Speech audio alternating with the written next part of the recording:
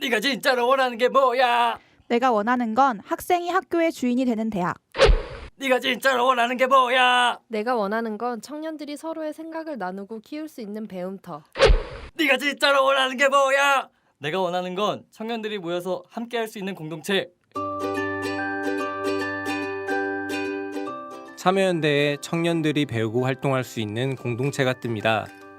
청년이 스스로를 대변할 수 있도록 교육받고 활동할 수 있는 장을 열려고 합니다. 사회 문제를 청년 당사자들의 목소리로 풀어보려 합니다. 청년들이 맘껏 자신의 목소리를 펼칠 수 있도록 격려하고 지원해 주세요. 청년들의 직접적인 참여가 청년 문제, 세상을 바꿀 수 있습니다. 절망을 희망으로 바꾸기 위한 청년들의 실험과 도전에 참여연대가 함께합니다. 청년의 삶을 바꾸기 위해 나서는 청년참여연대의 회원이 되어주세요.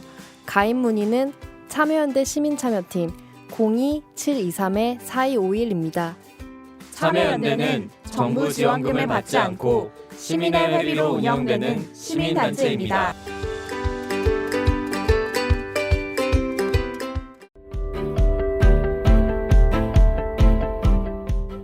안녕하십니까. 참여연대 팟캐스트 참팟 13번째 시간이 돌아왔습니다. 예, 오늘 또 정말 한국 사회를 사랑하고 한국 국민들을 너무너무 좋아하고 한편으로는 한국 사회가 그러나 바로 가야 된다고 굳게 믿는 두 분 고정 패널 모셨습니다. 우리 건국대 로스쿨 평화와 인권의 로스쿨 한상희 교수님 모셨습니다. 반갑습니다. 칼 폴라니처럼 세상을 재조직하라. 칼 폴라니 사회경제연구소, 칼 폴라니 사회적-경제연구소 정태인 소장님 모셨습니다. 안녕하세요. 예, 사회경제연구소가 맞습니다. 사회적-경제연구소 아니에요? 그렇게 죄송합니다. 사회경제연구소. 칼 폴라니하고 칼 막스하고 누가 더 힘세요?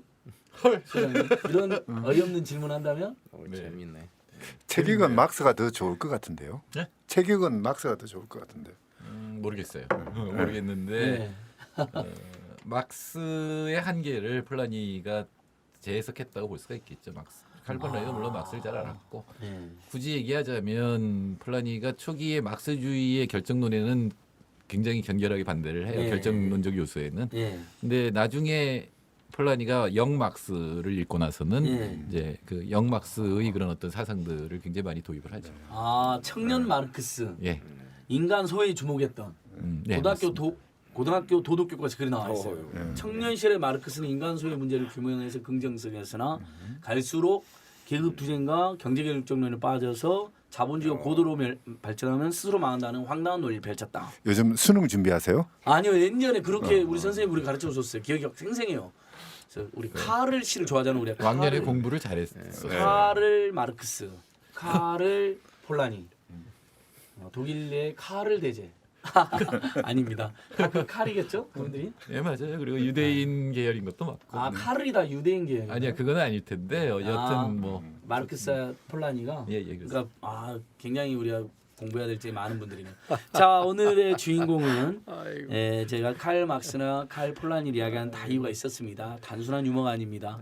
바로 이 시대에 가장 소외되신 우리 인간 군상, 가장 어려움을 겪고 있는 대중, 비정규직 문제에 인생을 걸었습니다. 한국 비정규 노동센터의 이남신 소장님 모셨습니다. 예, 반갑습니다. 인생을 건 적은 없어요. 상당히 그렇죠, 상당히 걸어서 오로지 비정규직 문제 해결에 올인하고 계시는데 영화 카트의 주인공이라고 하면 항상 겸손하게 아니라고 하시니까 카트가 그리는 대형마트 노동자들 투쟁의 실제 모델 중에 한 분.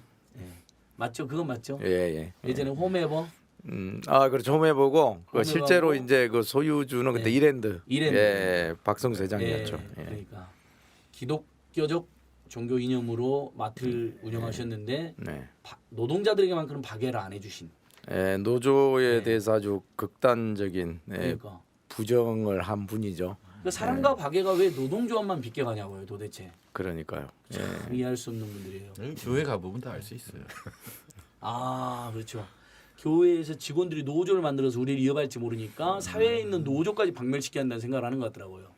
대체로 뭐 사탄으로 보일 가능성이 높습니다. 예. 좋습니다.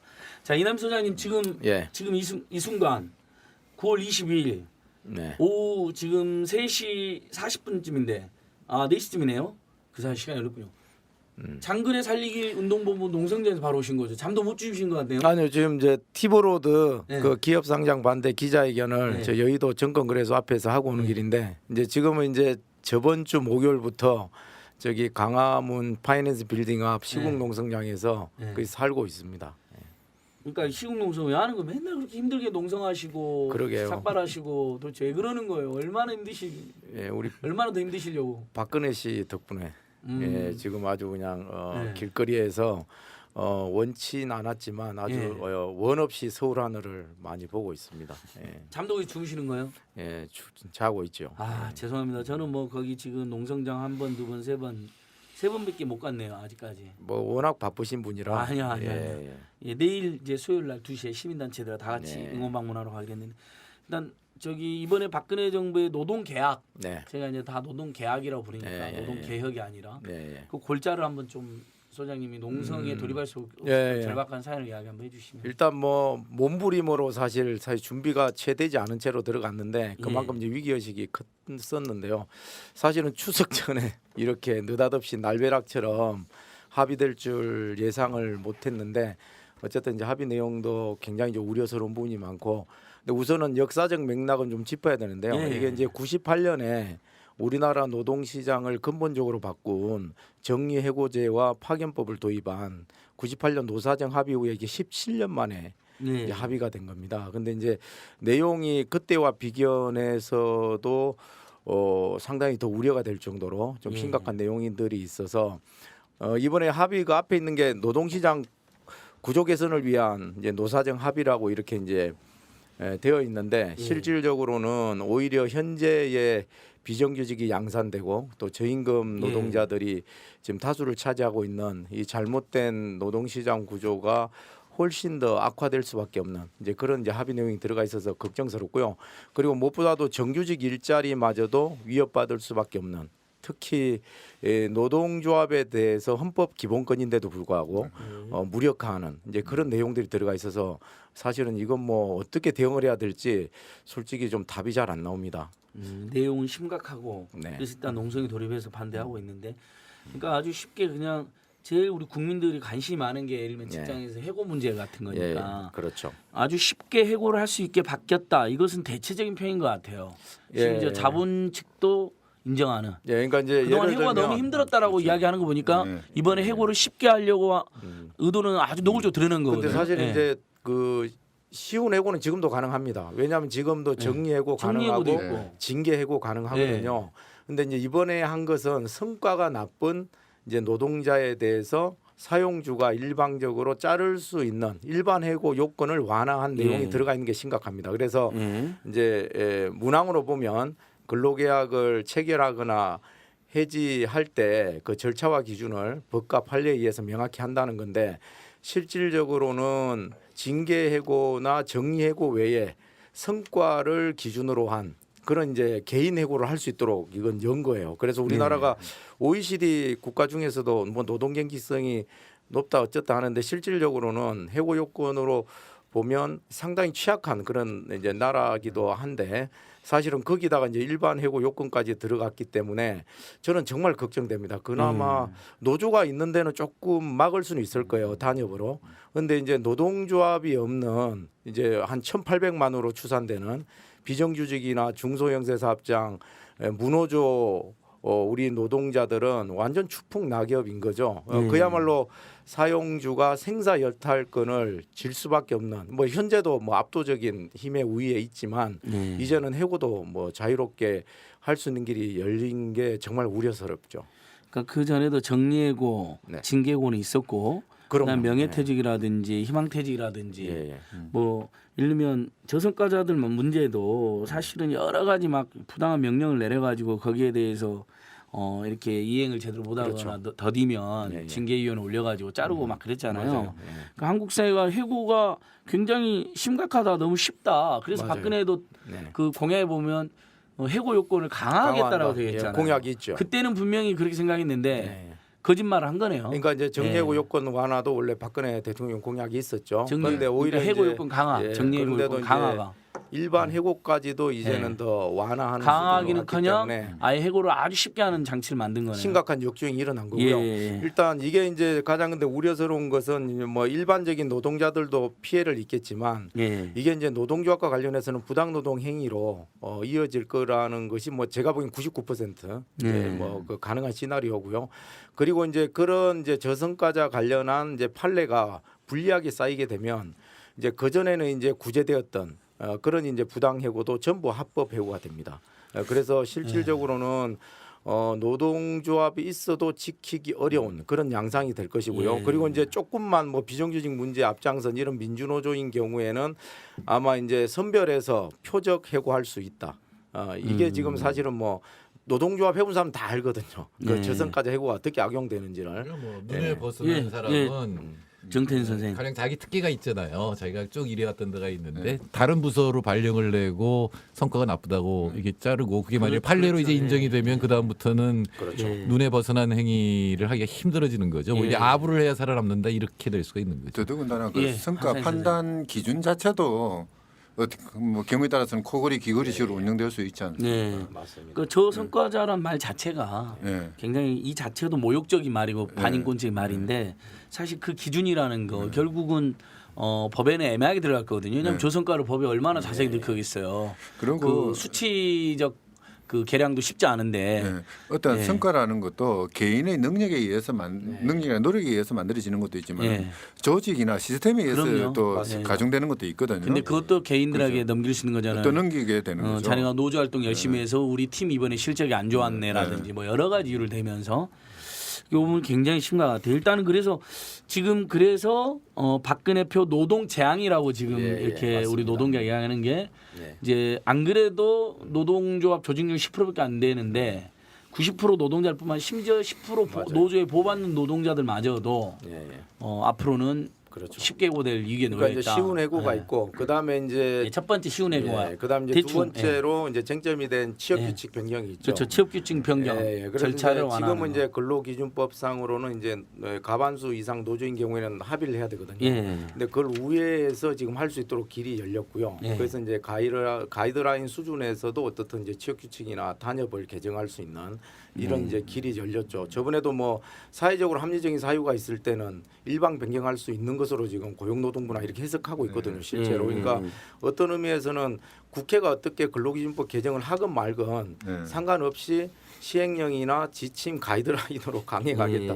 이게 이제 임금 피크제하고 그리고 이제 여러 가지 직무성과급제를 비롯한 임금 체계 개편을 동반하면서 이제 취업 규칙을 통해서 기존의 단협으로 보호된 이런 것들을 허물겠다는 거거든요. 그래서 결국 이게 이제 이번에 조금 추상적으로 합의가 되긴 했습니다만 실질적으로는 이제 상당히 그 노동조합이 있는 사업장조차도 이제는 아마 지키기가 쉽지 않다. 임금과 관련해서는. 그리고 임금 피크제가 청년 고용하고 별 상관없다는 게 다 밝혀졌잖아요. 지금. 그런데도 불구하고 이거를 지금 세대 갈등 논리로다가 지금 이제 대입해서 지금 이제 마치 청년 고용 일자리, 청년 일자리 늘리기 위해서 임금 피크제 도입하는 것처럼 그 이렇게 취업 규칙 변경 요건을 완화하는 것처럼 이렇게 호도하고 있단 말이에요. 그러니까 그래서 이번에 이 부분도 굉장히 심각해요. 노동계약 전부가 다 청년 고용을 늘리기 그렇죠. 위한 그렇죠. 조치라고. 모든 예. 정부 문서를 보면 다 청년 고용. 예, 청년을 살리는 이런 게 이제 앞에 아니 붙어 있어요. 굉장히 그동안 청년을 모욕하고 뭐 중동으로 가라,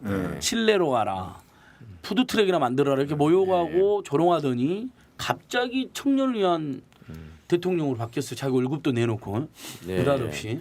그러니까 정말 뜬금없는 일이죠. 예, 제가 그래서 저는 아주 곳곳에 제 멘트를 하고 있어요. 왜 갑자기 돈을 내놓냐? 다른 사람들 다 기부를 강요하려고 그러냐? 법인세 인상이나 사내보금이라든지 노동시간 단축이라든지 청년고용 할당제라든지 그 수없이 많은 제도적 대안은 다 어디로 갔냐? 이렇게 지금 반박을 하고 있거든요. 내가 보기 이제 박근혜 대통령이 이제 청년들 보고 중동 가라고 하더니 메르스가 왔잖아요. 네.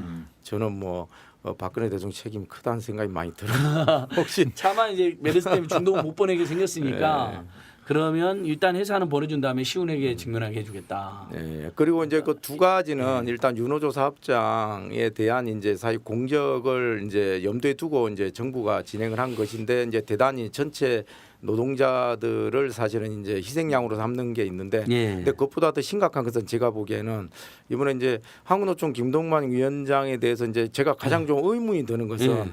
왜 비정규직 관련한 판도라의 상자를 열었을까? 예. 그거는 이미 이제 물밑으로 들어간 의제예요. 제땅 삼탕으로 예. 그때 이제 여러 가지로 비판받았던 기간 연장하고 파견 확대 예. 이 부분 오히려 이제 비정규 문제와 관련해서는 계약 아니라는 게 분명하고 예. 오히려 이제 우리가 주장해 왔던 뭐 사용사유 제한이나 동일 가치 노동 동일 임금 이런 부분들이 이제 가장 중요한 비정규 해법의 중심으로 들어왔어야 되거든요. 예. 그런데 그거는 아예 테이블에서 사라져 버리고 정부도 이미 포기하다시피 했던 그 2년에서 4년으로 기간 연장하고 파견 확대가 예. 이번에 이제 다시 이제 되살아난 거거든요. 저는 너무 맞습니다. 이게 좀 심각하다 생각하고 있고 그리고 이번에 이제 새누리당이 따라서 지금 5개 이제 그 개정 입법 발의를 했는데 예. 거기에 그 파견 관련해서는 뿌리 산업까지 확대하겠다. 그거는 예. 뭐냐면 파견에 있어서 절대 금지 업종이었던 제조업 직접 생장 공정까지도 이제 열겠다는 거거든요. 예. 그럼 이거는 영주업이라든지 뭐 그런 지금 부분들. 대법원이 네. 판결하고 있는 불법 파견 위장도고 이게 전부 양성화되고 합법화됩니다.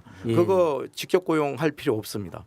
그래서 이거는 정말 체벌 자본의 이익을 염두에 둔 너무나 일방적인 그런 이제 그거 아니에요. 예. 근데 그 여기에 이제 근데 한국노총이 어쨌든 합의를 한 거잖아요. 예. 그래서 이제 이게 너무 사실 좀 가슴이 아프고 도대체 그 1,000만 명의 비정규직 노동자들은 지금 대부분 노동조합 바깥에 있는데 한국노총이 이거 어떻게 책임질 거냐. 이제 그러니까, 이런 예. 부분에 있어서는 이제 대단히 좀 안타까운 심정이죠. 그러니까 노동계를 대표할 수 없는 상황이죠. 그렇죠. 상황이고, 대표해서 간 것도 아니고 그렇죠. 그냥 한국노총 네.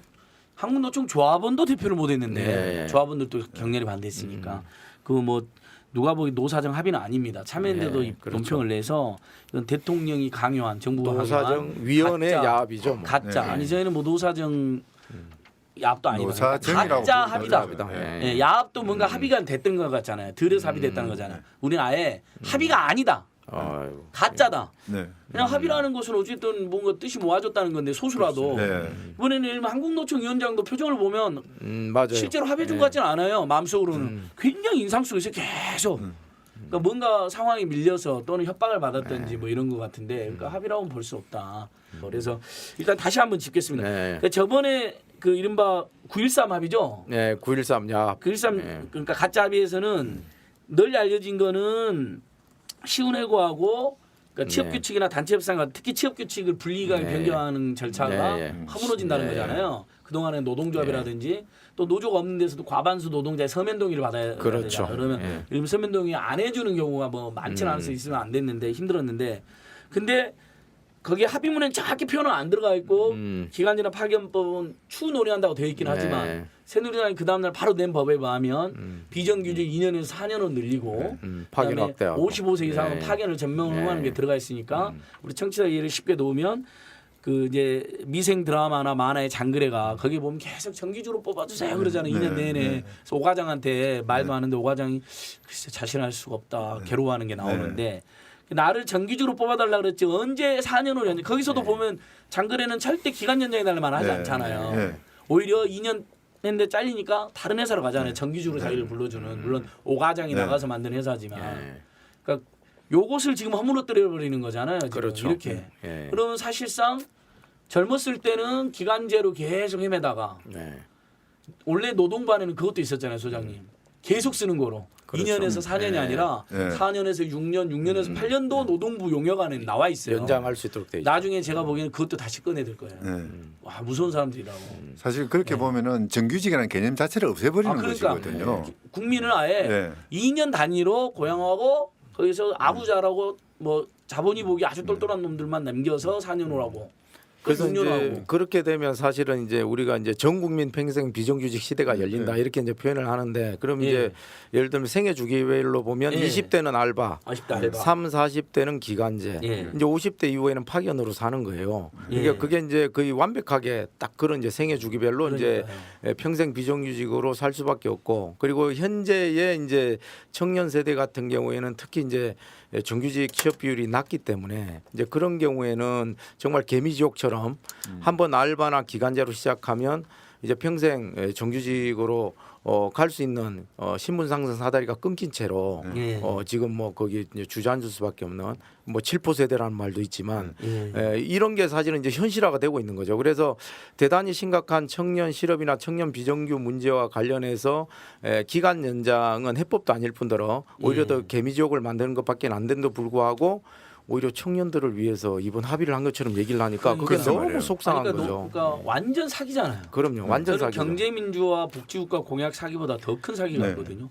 청년을 하나도 위하는 거 하나도 없는데 근데 청년이 이제 한다. 다행스러운 것은 예를 들면 네이버나 다음 쪽에 네. 댓글을 보면 네. 청년들은 풀풀 끓고 있어요. 어. 이거 사기다. 황당하다. 이게 무슨 청년 2년에서 위한 거냐. 예. 뭐 그래서 다행이네요. 그런데도 불구하고 알아채셨다. 이게 이제 개별화되고 파편화돼 있어서 네. 이게 모아지지 않는 게 있거든요. 네. 그래서 이게 저는 한번 정말 어디에 도화선에 불을 붙이면 이게 폭발할 수 있을까. 예. 요즘 뭐 저희가 하는 초미의 고민은 그겁니다. 예. 도대체 어떻게 하면 이 청년들의 분노가 한 대로 좀 모아질 수 있을까? 예, 그리고 예. 더 이상 그 정부와 새누리당이 청년을 앞세워서 마치 저 비정규 문제나 임금 피크제 이런 정규직 문제까지도 본인들이 위해서 청년들 위해서 이렇게 합의한 것처럼 이렇게 자꾸 호도하고 있는데 예. 이거 당사자들이 나서야 되거든요. 예. 민주노총, 한국노총 아무리 얘기해봐야 이게 국민들에게 별로 반향이 없어요. 예. 저 정규직 노조는 이미 이제 상당히 이기적인 집단으로 지금 매도되고 예. 있는 상황이기 예. 때문에 예. 이제 당사자인 청년들이 나서야 해요. 근데 이제 그 지점에서 청년 유니언이나 뭐 알바 노조 뭐 이렇게 이제 여러 가지 하여튼 기자회견도 하고 항의도 예. 하는데 이제 정작 당사자인 정말 이제 대다수 수백만 이런 이제 청년들 또 학생들이 의외로 조금은 지금 좀 잠잠하거든요. 예. 그래서 저는 이 부분과 관련해서는 우리도 지금 굉장히 좀 고민이 깊습니다.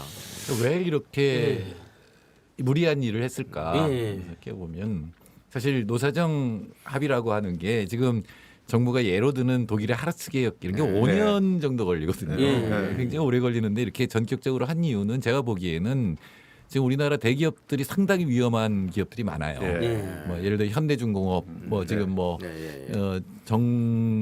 누구죠 우리 정몽준 씨 예, 정몽준. 피파 회장 나간다는데 예, 예. 노동자들이 항의 시위하러 간다는 그 현대중공업 같은 데가 그러니까 선제적 구조조정이란 말을 최경환 부총리가 썼어요. 그러니까 앞으로 이제 위기가 오면은 구조조정을 하고 이러면 이제 분란이 일어날 테니까 미리미리 일반 해고 형태로 해서 부담을 줄여주는 거다 이런 생각이 드는데 과연 우리나라 노동시장이 이 경직적이냐? 예. 그 설문조사를 하면 상당히 경직적으로 나와요. 그 이유는 뭐냐면 동아시아 모델이라고 하는 게 일본이 장기 고용하는 거고 예. 한국도 장기 고용인데 그게 97년에 다 깨져버렸거든요. 우리나라에서. 세계에서 가장 유연한 노동시장이라고 할 수도 있어요. 그러니까 근속연수가 5, 6년밖에 안 되고 정말 짧죠. 10년 이상 근무한 사람이 18%밖에 안 돼요. 그러니까요. 삼성 그룹만 해도 평균 근속연수가 10년이라고 그러거든요. 예. 그러니까 굉장히 유연한 상태에서 지금 바로 그런 대기업들의 이익 때문에 이런 걸 갖다가 정말 사기로 빨리 했다. 근데 문제는 더 큰 문제는 뭐냐면 거시적인 면에 있어요. 그러니까 외환위기 때 노사정 합의를 하고 사실은 그거 아니더라도 임금이 많이 떨어지면서 경제가 회복되는 부분이 있었거든요. 왜냐하면 그때는 다른 나라들은 IT 호황이었어요. 그래서 우리나라의 수출 경쟁이 높아지고 환율을 그때 떨어뜨렸으니까 그러니까 수출이 이 두 자릿수로 늘어나면서 경제 회복이 된 면이 분명히 있거든요. 근데 지금은 전 세계가 지금 나쁘고 수출 수요가 그러니까 우리나라 수출을 할 데가 없어요. 그런 상태에서 임금을 떨어뜨려 버리면 내수도 줄어버리는 거예요. 그러니까 지금 이 정책은 우리 경제를 더 빨리 위기로 빠뜨리게 되는 거죠. 그러니까 부분적으로 일부 대기업이 위기에 빠진 걸 구해주려고 하는 정책이 결국은 전체의 경제를 위기 상태로 빠뜨리는 게 될 겁니다. 이미 유연한 노동인데 쉽게 쓰고 쉽게 자를 수 있는 노동인데 심지어는 값싸게 쓰잖아요. 네. 큰 돈 들이지도 않고 아주 최악의 최저임금이라든지 4년제 대학까지 아주 훌륭하게 대해서 가르쳐주면 상대평가제 하에서 아주 그냥 우수한 아이들만 이렇게 그 대졸 연봉도 아주 저렴하게 해서 갖다 쓰면서 그러면서도 조금 더 쉽게 자를 수 있게 해달라는 민원을 계속 낸 것 같아요. 청와대 가가지고 재벌 집단들이 그러니까 사실, 박근혜가 그냥 화끈하게 나는 재벌하고 놀겠다 하면서 다 들어주는 형국이 된 거죠. 사실 국가가 이 사회 정책을 쓸 때 말입니다. 가장 기본적인 틀은 뭐냐면은 이 사회 질서와 사회 통합이거든요. 예. 이걸 위해서는 모든 그 사람들 생활인들의 그 생활 안정을 제일 먼저 도모를 해줘야 되죠. 생활 안정. 생활이 예. 안정되어야 예. 사회가 안정되고 거기에 따라서 사회 통합이 되는 예. 거죠. 그런데 이번 정책을 보면은 이제 이 청년들에게 비정규직 뭐 기간제로 계속 근무하게 만들고 그 이제 직장 자체를 불안정하게 만들고 뭐 이렇게 하면서 이 사회가 앞으로 어떤 식으로 흘러가야 될지 장기 전망이 안 보이는 그런 상황을 만들어 놓거든요. 예. 이게 과연 국가가 할 수 있는 정책인지 실제 그렇잖아요. 예. 4년간 비정규직을 써라. 라는 그런 부분이 있다면은 국가가 해야 되는 말은 뭐냐면 4년 동안 비정규직이 아니라 그 자리가 4년 동안 필요하다면 정규직으로 임용하라라고 예. 이야기를 해야 되는 게 제대로 대통령이 된 그렇게 거죠. 얘기했어요. 대통령 뭐 선거 공약이 맞아요. 그거예요. 그렇죠. 예. 상시 지속 업무는 예. 정규직으로 하게 되죠. 정규직으로. 네. 정리해고는 요건을 강화하겠다. 아니, 어떻게 된 4년이 정부가. 되고 4년 더 비정규직 수는 8년이잖아요. 우리나라 근속연수예요. 그럼 그게 정규직이지. 아니 어떻게 된 정부가 예. 선거 때 한 공약은 하나같이 다 거꾸로 가요. 그러니까요. 그게 요새 새누리당 전략인 것 같아요. 그러니까 저 약점이라고 생각하는 점을 내세워서 자기 정책 반대되는 정책을 그 약점이라는 말로 이렇게 바꿔놓는 거죠. 그러니까 최경환 부총리 그랬잖아요. 임금이 올라가야 우리 경제가 산다. 그리고 이건 임금 떨어뜨리는 정책이거든요. 그러니까 말로는 예. 뭔가 생각이 있는 것처럼 해놓고 실제로는 정반대 엉뚱한 걸로 밀어붙이는데 더 답답한 것은 이것을 야당이나 예. 노동계나 시민사단체나 지금 제대로 못 맡고 있다. 그게 너무 마음이 아파요. 예, 소장님은 그것 때문에 괴로워하시는 것 같아요. 그러니까 이제 9.13 예. 약 두 분 뭐 선생님 말씀처럼 예. 이건 정말 1%의 이익을 위해서 99%의 이제 거의 전 국민을 희생양으로 만든 이렇게 예. 말도 안 되는 이제 계약 합의가 된 건데 그러면 정말 이게 덜풀처럼 이게 좀 반대가 조직이 되고 그리고 정말 촛불을 뛰어넘는 수준으로 저는 뭐 이건 정말 이건 밀란 수준의 이런 이제 항의 행동이 있어야 한다고 생각을 하는데 이게 진짜 심각하거든요. 왜냐하면 예전에 프랑스에서 2006년이었나요? 그 최초 고용 계약법 그 예. CP 당시에 그 고등학생들부터 들고 일어났잖아요. 저는 예. 지금 어쨌든 뭐 아무리 힘이 없다고 해도 예를 들면 민주노총에 80만 조합원이 있고 또 참여연대를 위시한 시민사회 단체들이 있고 또 예. 비정규 단체들이 있고 꽤 많은 이런 청년 단체들도 있는데 이 힘이 지금 잘 안 모아지고 있는 안타까운 상황이어서 이제 저희가 시국용선 그냥 일단 자리 깔자. 그리고 어떻든 이거는 그냥 용납할 수 없으니 일단은 먼저 우리부터 심지가 되자. 이제 이런 심정으로 지금 앉아 있고 조금씩은 이제 확산되고 있습니다만 예. 여전히 좀 미미하긴 하고 예. 제가 거기 이제 그 예전에 C&M 투쟁했던 그 장소예요. 그 예. 파이낸스 빌딩이. 광화문 파이낸스 그래서 이제 빌딩. 예. C&M 노동자들의 그 승리의 기운을 받을 수 있겠다는 이런 이제 여러 가지 생각도 좀 하게 되는데 그 고공농성했던 그 이제 전광탑이 있어요. 광고탑. 거기 보면 정말 막 화가 나는 게 거의 한 2, 3분 간격으로 그 9.13 합의에 대한 선전 홍보가 나와요. 네. 청년이 예, 4대 계획하고 예. 예, 합의. 그래서 야 저거 최소한 수천억 원 쏟아 부었겠다. 예. 그러니까 이 전국의 이 광고탑에는 거의 그게 지금 나오고 있는 모양이에요. 예. 그리고 뭐 조중동을 위시한 보수 일간지부터 예. 그냥 완전 도배하다시피 지금 이제 합의 사항들을 이렇게 이제 미화해서 나오고 있잖아요. 그래서 이제 그런 거 보면서 솔직히 얘기하면 되게 좀 무력하다. 솔직히 말씀드리면 무력하다. 아침 선전전 하면 그 한 이제 수백 명한테나 이렇게 지금 우리가 이제 선전물을 이제 손에 쥐어주는 정도로 지금 선전을 하고 있는 것인데 이걸로 이게 바뀔 수 있을까? 근데 저는 어떻든 이 사항이 알려지기만 하면 저는 대단히 이제 심각한 양상으로 또 박근혜 정부의 그런 여러 가지 문제점들이 드러난다고 좀 생각을 해서 저는 추석 밥상위에서 이 9.13 야합이 애국적 결단으로 이렇게 미화되는 일은 정말 두고 못 보겠다는 생각으로 저는 시국농성하고 있거든요. 그래서 하고 귀향객들한테도 그렇죠. 뭐 많은 알려내고. 선전물을 홍보를 뿌리시는 거 들었습니다. 근데 이제 SNS나 지금 이제 온라인상에서 이렇게 들끓는 여론을 보면 예. 아 이게 어디서든 출구만 열리면 이게 폭발하겠구나 또 이런 생각도 좀 하거든요. 그래서 이제 예를 들면 20, 30대하고 40, 50대가 여러 가지로 이제 사실 좀 단절되어 있는 지점이 있거든요. 사회운동에 있어서도 네. 이제 오히려 이번 기회에 이런 것들을 좀 잇는 노력도 좀 해야 되지 않을까. 이제 우리 내부의 문제점들도 좀 자성하면서 그렇지만 좀 더 큰 힘으로 모아내야 된다. 그래서 오늘 뭐 민중 총궐기 이런 뭐 기자회견도 있었고 예. 이런저런 이제 몸부림들이 지금 모아지고 있는 상황이니까 제가 보기에는 아마 추석 지나고 나면 상당히 좀 진검승부가 펼쳐지지 않을까 이런 생각을 합니다. 사실 어떻게 보면은 예, 한 그 이제 생각입니다. 기간제 비정규직의 그 그 뭐 타협이라고 그럴까요? 그거는 20, 30대를 겨냥한 거라고 한다면은 쉬운 해고는 40, 50대를 맞습니다. 바로 타깃으로 삼고 있는 거죠. 예. 그래서 이런 부분에 대해서 정말 지금 그 직장에 계시는 분들이 뭔가 생각을 조금 달리 하지 않으면은 앞으로 좀 상당히 골치 아픈 문제들이 발생할 것 같아요. 맞습니다. 예. 제가 보기에는 정태인 선생님.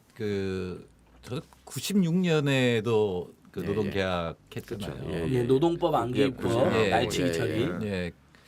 아직은 국회에서 뭔가 처리되고 논의될 네. 시간이 있어 사람들이 지켜보는 점이 한 점이 있고, 그러니까 지금 야당이 잘해야 되겠죠. 예, 예. 두 번째는 분명히 이 점을 명확히 해야 되는데, 제가 보기엔 이번 정책 그리고 그 이전의 경제 정책 때문에 경제 위기가 곧 옵니다. 지금 네. 당장 금년 경제 성장률이 2%로 떨어질 예. 텐데 그보다 더 나빠질 가능성이 높거든요. 아, 근데 그렇게 상황이 나빠졌을 때 그게 박근혜 정부의 정책 때문이고 예. 안 되는 일들을 갖다가 소수의 대기업을 위해서 밀어붙인 그 결과거든요. 예. 그래서 그런 것들이 이제 모든 사람들이 나오게 이제 되는 그런 동력이 될 거라고 생각하고요. 그러니까 박근혜 정권은 이거 밀어붙여 갖고 되면 자기들이 특혜를 요구했던 재벌 대기업 특혜가 좋고 네. 만약에 잘 안 돼도 네. 경제 살리려고 애썼는데 야당과 노동계가 반대해서 안 됐다라고 그렇죠. 양수 겸장을 가지고 있더라고요. 이런 이제 태도예요. 앞으로 박근혜 대통령은 분명히, 예. 할 얘기가 그거밖에 없을 거예요. 그럴 거예요. 야당 탓하는 경제가 거. 네, 맞습니다. 나중에 이제 네. 극심한 침체 오래되었고 막 국민들 지지율이 계속 떨어지고 불신이 늘어나면 아마 아니 그때 살릴 기회가 있었는데 노동계랑 야당이 반대했지 않냐 이렇게 그게 하거든요. 일국의 대통령이 취할 그 그러니까 얼마나 이제- 무책임한 그 태도예요. 아니 세월호 때도 뭐 자기는 나 몰라 그랬는데 그러니까 이게. 어제 아몰랑했죠. 예. 어제 코미디의 절정이었는데 수석 비서관에 의해서 박 대통령이 경제 잘 나간다라고 선언을 했어요. 이게 일부의 경제 위기 비판이나 비난을 극복하고 앞으로 나아가자 그러면서 네. 예로 든 게 이제 신용평가사의 평가에 한 등급 올라갔다라든가 네. 국민소득 기준으로 우리나라 국민소득 증가율이 굉장히 높다 그러는데 두 번째 국민소득 증가율은 뭐냐면 원유 가격 떨어진 것 때문에 네. 대외 쪽 거래를 하면은 상대적으로 높아졌다는 건데 그건 우리 삶하고는 거의 관계가 없거든요. 그렇죠. 우리가 뭐 수입품을 막 왕창 쓰지 않는 한. 예. 그 첫 번째 신용평가사는 파산의 위기인 문제거든요. 예. 그래서 이제 남북 관계라든가 이런 게 평가가 돼서 올라간 건데 예. 사실은 그 96년에도 신용평가가 굉장히 좋았어요, 우리나라가. 아메리카 그래서- 전에 예. 우리 또- 직전에 예, 굉장히 그러니까요. 좋았고 왜냐하면 김영삼 정부가 특히 이제 국제 그 OECD 들어가려고 여러 가지 국제 기구가 네. 좋아할 만한 일들을 많이 했거든요. 뭐 예, 걔들은 시장 개방하면 무조건 좋아하는 거니까 예. 아마도 노동계약도 신용평가사가 보기에는 점수가 올라가는 거예요. 네. 그런데 거시적으로 보면 이게 우리나라 현재 상황에서는 수출도 예. 안 되고 그다음에 빚으로 소비를 늘리는 게 이제 완전히 끝났잖아요. 바로 그 체경한 정책 때문에. 그렇기 때문에 임금까지 떨어뜨리게 되고 그다음에 노동이 불안정해지면 경제가 굉장히 심각해지고 그럴 때는 아마 물론 야당이 잘해야 되고 시민운동이 잘해야 되고 예. 또 우리 개개인이 다 예. 여러 가지 잘해야겠습니다만 상당한 그 현재 정권이 잘못됐다는 것에 대한 심판 이런 것들이 이루어질 거라고 봅니다. 예. 다만 우리 새정치연합을 보면 이제 한숨이 나오죠. 좀 답답하죠. 예. 근데 거꾸로 생각해 보면 또 안 그런 적도 없어요 민주당이. 근데 사실 대체로 그랬죠. 대체로 네. 그랬는데 요즘이 조금 더 심하다는 느낌은 들어요. 워낙 막 그동안은 예. 국민들이 민주당을 끌고 갔었는데 지금은 끌고 갈래도 민주당이 잘 안 못 예. 따라왔죠. 정말 지리멸렬하죠. 지금. 그러니까 박근혜 정권의 폐악이 심하니까 제1야당이 맞서줘야 되는데 너무 지리멸렬하니 그러면 이제 제3당인 정의당과 노동경 시민사단체 똘똘 뭉쳐야 되는데 사실 여기도 상황이 그렇지가 않아요 지금. 네, 맞아요. 진보정 당국도 예전같이 않고. 새정년에 뭐 네. 혁신위원회 혁신안 그러는데요. 그 혁신안이 정말 의미 있는 거 아닌가는 이번 그 뭐 대야합 여기에 대해 어떻게 대처하는가 예. 이것으로 판단을 해야 될 것 예. 같아요. 예. 벌써 어영부영 대처하고 있어요. 말로는 뭐 문제라 그러면서 싸우질 않잖아요. 맞아요. 예. 말로는 문제다라고 해요. 약간. 근데 뭐 행동을 안 하죠 있잖아요. 아니 그런 정당이 무슨 혁신이에요? 그러니까 벌써 그건 혁신이 안 되는 거죠. 그러기에서는. 그러니까 뭐 투지가 예. 지금 뭐 있어 보이진 않고요. 그러니까 야당의 기본인 투지. 어? 들에 나가서 들에 있는 당 아닙니까? 들야자. 영어로는 반대하는 당, 오포지트. 발음이 맞습니까? 네, 비슷해요. 오포지트 파트. 아무튼간 하여튼 즐거워요. 예. 이 방송. 들에 나가 있거나 반대하거나 네. 이래야 되잖아요. 네. 근데 반대도 뜨뜻미 지금. 그러니까 확실히 들에는 없어요 우리 야당. 유일하게 들에 나가는 이 조건은 네. 들에 나가야 재선 가능성이 높아진다고 생각하면 다 나올 거예요. 근데 그렇게 만들어야 됩니다. 그렇죠. 실제로 예. 한미 FTA 때도 보면 농촌 의원들은 새누리당 의원들도 반대 의견을 그랬죠. 표시해요. 왜? 예. 찬성했다가는 다음에 떨어질 것 같으니까. 이제 그 상황이 만들어질 거라고 저는 보고요. 그렇게 또 만들어야죠. 사실 이번 시국 농성 예. 또 돌아보니까 벌써 6일차인데 예. 그러고 보니까 그 우리 환경노동위원회 소속인 야당 의원들 한 분도 오지 않으셨네요. 그러고 예. 보니까 그래서 이제 그게 현재 우리 현주소인 것 같아요. 예, 사실은 중요한 것은 이제 뭐든 뒤집을 결기를 가지고 움직여야 이게 눈에 보이거든요. 예. 싸우는 것도. 예. 근데 지금은 사실은 좀 엉뚱한 데 관심이 가 있는 거 아닌가 이제 이런 생각이 많이 들고 예를 들면 박근혜 대통령은 복지도 경제민주화도 사실은 전부 시건해버리고 지금 이제 비정규직 문제 노사정 대야합을 통해서 이것마저도 지금 시건하고 있는 건데 이 부분에 대해서 사실 이렇게 무력하게 대응을 한다면 저는 국민적인 지지를 회복하는 건 대단히 어려울 거라는 생각이 들고 반대만으로는 또 지지를 획득하는 게 쉽지 않잖아요. 이제 우리 주장과 요구를 선명하게 내세워야 되는데 저는 그 지점이 너무 지금 사실 좀 눈에 잘 띄지 않는다. 이제 이런 생각이 많이 좀 들어요. 그러니까 내가 정말 그걸 해야 되겠다 생각하면 눈에 불을 켜고 그걸 찾을 텐데 저는 그게 보이지 않는다 이런 생각이 좀 들어요. 그래서 이제 야당을 보게 되면 늘 그냥 사후 약방문에 머무르고 의제 늘 선점하지 못하고 뺏기고 현수막 정치하는 것만 봐도 막 속이 뒤집어지거든요. 길거리 나가서 그 새누리당 현수막 걸려 있는 문구하고 새정치민주연합 걸려 있는 문구 보면은 정말 너무 대조적이에요. 예, 새누리당 그냥 예. 가입하고 싶을 정도로 정말 이게 아주 붉은 글씨로, 선명하고 붉은 예, 선명하게. 제가 좋아하는 색깔이기도 하고 근데 예. 어쨌든 정말로 좀 심각한 양상이거든요. 그러니까 대중 정치 감각이 너무 차이가 커요. 근데 그거는 현장을 잘 모르는 것도 있지만 싸울 결기가 저는 없어서 그렇다고 생각해요. 예. 그래서 그런 지점은 일단 시국 농장부터 좀 찾아오셨으면 좋겠네요. 그러니까 누구든. 절박하면 현수막에도 드러날 텐데요. 네. 절박 결기와 투지가. 근데 정말 안타까운 상황인데. 없죠. 예. 자, 다시 이제 일이 들어와서 그러면 아까 말한 쉬운 해고가 하나 있고 그다음에 취업 규칙을 불이하게 그러니까 직장 내 불이하게 완화하고 변경할 수 한 있게 거. 만들어 버린 거고 그다음에 상시적 업무는 처음부터 정규로 뽑아야 되는데 2년에서 4년으로 기간 연장. 잘못하면 평생도 늘릴 수도 있고 55세 되면 파견 전면으로 하면 예, 예. 파견 자체가 이제 간접 고용이잖아요. 그렇죠. 사용자 따로 있고 소속해는 따로 있는 그냥 나이- 노예 노동에 예. 가깝죠. 임금은 예. 저쪽에서 받고 어떻게 보면 예. 임금의 중간 착취 시스템이죠. 그러니까요. 그 원래 중간 착취 금지되어 있죠. 노동법의 대전제가 그 마름 없이 해라고 하는 거 네, 아닙니까? 그렇죠. 파견은 사실은 대기업 파견을 지금 대법원에서도 불법으로 나온 거를 그렇죠. 바꾸려고 이제 들어간. 예.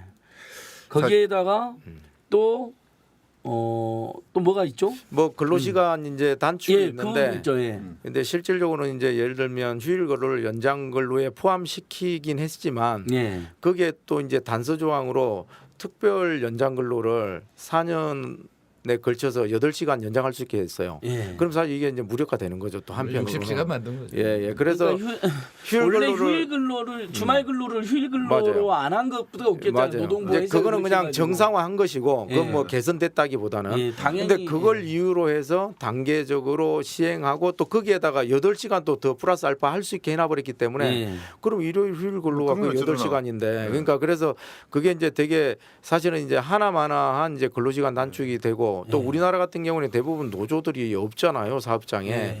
그거 안 지켜집니다. 그래서 저는 이제 그런 지점도 많이 우려가 되긴 하지만 어쨌든 기본적으로는 모델이 중요한데 예. 근로시간을 실제로 단축할 수 있는 그런 강력한 그런 이제 입법할 수 있는 그런 이제 내용은 사실 없어요. 예. 그렇기 때문에 이거는 그냥 이제 포장에 거의 가까운 이제 그런 거라고 보여지고요.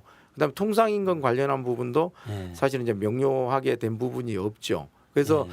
실제로는 저는 한국노총 김동만 위원장이 도대체 이 합의를 왜 했는지 저는 도대체 이해할 수가 왜 없어요. 했다고 이렇게 분석이 되나요? 일단은 뭐 한국노총 내의 주요 산별 새누리당을 지지하는 산별 대표자들은 이제 오로지 이제 내년 비례를 총선의 비례 앞자리 받아야 순번을 되니까 받아서 이제 국회의원 배지 달겠다. 당신이 이제 이게 합의해라. 이제 예. 첫 번째 관심사였다고 저는 생각해요. 예. 예, 그래서 그러면 저기 2천만 노동자들의 권익을 팔아서 국회의원 배지를 다는 게 그게 그렇게 간절한 것인가? 그리고 거기에 김동완 위원장은 한국노총 내에서는 개혁파입니다. 근데 그렇게 굴복하는 게 과연 그게 예를 들면 중집에서 과반이 넘는 합의가 되었다고 하더라도 그게 예를 들면 사회적으로 용인될 수 있는 일인가 저는 아니라고 생각하고요. 그렇죠. 그래서 뭐 그런 지점에 있어서는 저는 한국노총은 예를 들면 뭐 저도 이제 뭐 우리가 막 의용노총이네 역사적으로 문제가 많네 이런 얘기인데 저는 이제 그런 것들 조심해야 한다고 생각했는데 그렇죠. 요즘에는 또 열심히 하는 것도 이번 합의를 많았었잖아요. 보면서는 스스로가 수렁텅이로 빠져 들어버린 거 아닌가 수렁으로 그래서 굉장히 좀 안타까운 마음이 크죠. 한국노총에 대한 보조금도 작용을 했겠죠. 예. 그러니까 보조금을 예산상 늘려주는 예. 것도 있고 예. 지금 예. 바로 사실은 풀었더라고요. 시행을 쥐고 있다가 합의하니까 이제 풀었으니까 그런 점도 분명히 작용이 됐을 겁니다. 근데 고용노동부도 정말- 민주노총도 한국노총 못지않게 비판이 이제 있는 거예요. 이 일종의 민초 대중들 사이에서 맞습니다. 얼마나 제대로 막았냐. 이제 제가 이제 이렇게. 민주노총 조합원이라 이게 애정어린 비판을 해야 되는데 그러니까 근데 저는 이제 예. 민주노총도 예를 들면 좀 공조했어야 한다고 생각해요. 예. 그러니까 바깥에서 개입해야지 안 그러면 한국노총의 교섭 전략이라고 하는 게 예를 들면 조직력이나 투쟁력이 뒷받침되지 않는데 예. 바로 무너지거든요. 그렇죠. 그건 잘 알아요. 노동조합 운동했던 사람들은 그러면 예. 결국은 현물로 예를 들면 상대방을 압박할 수 있는 것은 쪽수와 전투력인데 그거는 민주노총이 앞서는 거 아닙니까 한국노총에 예, 비해서 그럼 이제 그런 것들을 선명하게 우리가 전체 노동자들의 권익을 지킬 수 있는 대표 선수다 이걸 보여줄 수 있게 해서라도 저는 적극 개입했어야 된다 그러니까 노사정의를 들어가지 않더라도 예. 좀 더 장외에서 적극적인 개입 전략을 펼쳤어야 되는데 그 전략이 전혀 없었죠. 그리고 추석 전에 아마 합의할 거란 예상은 못했던 것 같아요. 그러다 보니까 이제 완전 뒤통수 맞고 이거 어떻게 해야 되지? 다들 그냥 우왕좌왕하면서 그래서 이제 뭐 다행이라면 다행인데 이제 내일 총파업 결의를 하지 않았습니까? 예. 저는 뭐 불가피한 선택이었다고 생각하고 또 한편으로는 걱정도 많이 됩니다. 내일 몇 명이나 모일까? 실제로 파업할 수 있는 노조가 별로 없거든요. 예. 그래서 뭐 파업이라는 게 1년을 준비해도 이게 조직이 들뚱말뚱이어서 이렇게 이제 급박하게 정세적 조건에 의해서 이제 정치 파업으로 조직이 되는 경우에는 상당히 좀 쉽진 않거든요. 그래서 내일 대우가 얼마나 모일까도 저는 이제 아마 청와대나 고용노동부는 초미의 관심사로 지켜보고 있을 텐데 하여튼 내일 뭐 자고우면하지 않고 지금 가야 될 시기여서 어떻게든 많이 좀 모였으면 좋겠고요. 그렇지만 길게 내다보면 한 11월까지 이제 정기국회까지 관통하면서 이제 여러 가지 논란이 벌어질 텐데 거기서 민주노총이 이제 잘 준비를 다시 한번 태세를 추슬려서 좀 반전의 계기를 반드시 만들었으면 좋겠다 이런 바람이 있죠. 예. 선생님. 그 뭐 내일도 중요한 국면이겠지만 사실 이거는 뭐 장기 전략으로 가야 될 것 같아요.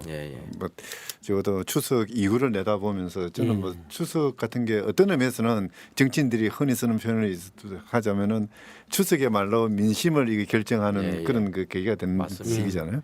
뭐 이런 부분들 잘 뭐 이용을 한다고 그럴까요? 그래서 좀 뭔가 이 문제점들을 좀 전국적으로 확산시키는 그래서 많은 사람들이 이거는 이래서 가서는 안 된다는 그런 생각을 할 수 있도록 만들었으면 좋겠어요. 사실은 민주노총이 아직도 자기 일이 아니라고 생각할 가능성이 있는데 왜냐하면 민주노총은 그래도 노조가 강하니까 노조로 뭘 막을 수 있다고 생각하는 것 같은데 제가 보기엔 이번의 합의는 전부 민주노총을 향한 거예요. 그렇죠. 언제 중소기업이 해고의 자유가 없었나요? 일반 해고 다 네. 일어났던 거죠. 근데 민주노총이 그걸 이 단협이나 이런 힘으로 그걸 막을 수 있었는데 이번에 바꾼 거는 직접적 계기도 지금 대기업 중에 수출 대기업 그리고 앞으로 중국과 연관돼 있는 제철 쪽이나 이 석유화학 쪽 굉장히 위험해지거든요. 이쪽에서 해고를 자유롭게 하기 위해서 직접적 이유는 그거거든요. 그래서 민주노총은 자기 발등에 지금 불이 떨어진 거라고 생각해야 됩니다. 전반적으로 보면 강한 노조를 약한 노조 내지는 뭐 없는 노조로 만들겠다는 게 기본이 틀린 것 같거든요. 하향 평준화가 전체 맥이죠. 처음에 노동계 일각에서 노조 없는 노동자들을 죽이는 정책이라고 했을 때 여러 노동 전문가들이 그렇게 보지 말아라. 노조를 죽이는 정책이다 이게. 노조 그렇죠. 있는 데까지도 헛무너뜨리는 정책이다. 이렇게 이야기를 하시더라고요. 사실 지금 분위기는 그런 거잖아요. 딱 보면 지금 상황이. 그 취업 규칙 같은 것만 보더라도 이 근로기준법이라는 거는 이거는 거의 헌법에 준하는 그런 그렇죠. 기본법이거든요. 이거는 이제 노동자들을 이런 수준까지는 최소한 보호해야 되겠다는 사회적 합의를 바탕으로 한 거죠. 이거 자체를 지금 없애버리는 거거든요. 맞습니다. 그거가 없애는 동시에 여태까지 그걸 중심으로 형성되어 왔던 노조라는 어떤 조직체 이게 그 힘까지도 그냥 아무것도 없는 걸 만들어 보게 되겠다는 그런 진술이죠. 그러니까 이제 선생님 말씀하신 대로 예. 9.13 대야합의 핵심 타겟은 민주노총입니다. 그리고 민주노총의 이제 주요 그러니까 규모가 큰 노조들이 모여 있는 이제 금속 공공을 주 타겟으로 한 거예요. 그건 다 알고 있어요. 공공운수 노조. 그러니까 이제 공공 부문은 예를 들면 정부가 사용자니까 이제 그거는 이제 다른 정책으로 하는 것이고 이제 민간 영역에 이제 예를 들면 대규모 노조들이 가장 많이 모여 있는 곳이 민주노총이잖아요. 그러니까 그 유노조 사업장을 공격하기 위한 핵심적인 내용이 사실은 이제 일반 해고 요건 완화하고 그 취업규칙 변경 완화거든요. 그 이제 그리고 비정규직은 거기에 패키지로 들어가 있을 뿐이고 그래서 결국은 민주노총은 자기 문제인데 근데 결과적으로는 이게 청년 일자리 문제나 비정규직 문제하고 연동돼 있기 때문에 알량하게 취업규칙이나 또는 저성과자 해고에 연연해서 이 싸움을 벌이면 집니다. 저는 결국은 청년 의제 비정규 의제로 신속하게 무게중심 옮기고 민주노총이 정말 미조직 노동자들 가장 노동인권 사각지대에 있는 청년들 여성들 비정규직들 입장에서 가장 절박한 요구를 앞장세워서 이제는 기득권 버리고 지금 이제 나서지 않으면 저는 파업 조직 쉽지 않을 거라고 저는 확신해요. 그래서 근데 이제 다행히 그런 부분에서 이제 반성하고 또 굉장히 치열한 이제 노력은 하고 있는 건 사실이에요. 뭐 아직 기대에 못 미치고 있긴 하지만 그래서 조금 지켜는 봐야 될 것 같고 이번 참에 저는 민주노총이 그간 그렇게 많이 얘기했던 조직혁신, 그리고 정말 전체 노동자를 대표하겠다고 하는 그런 올바른 방향 이런 것들이 좀 재정립되었으면 좋겠다는 간절한 바람이죠. 스웨덴의 복지국가가 가능했던 이유는 그러니까 우리로 치면 금속 노조죠. 그러니까 대기업 노조들이 이 다른 이 중소기업 노조를 위해서 양보를 했기 때문에 연대임금이라는 게 야 우리 임금 깎아서라도 중소기업 많이 주라고 하면서 그 조직력도 강화되고 그 기초로 해서 복지국가가 가능했던 거거든요.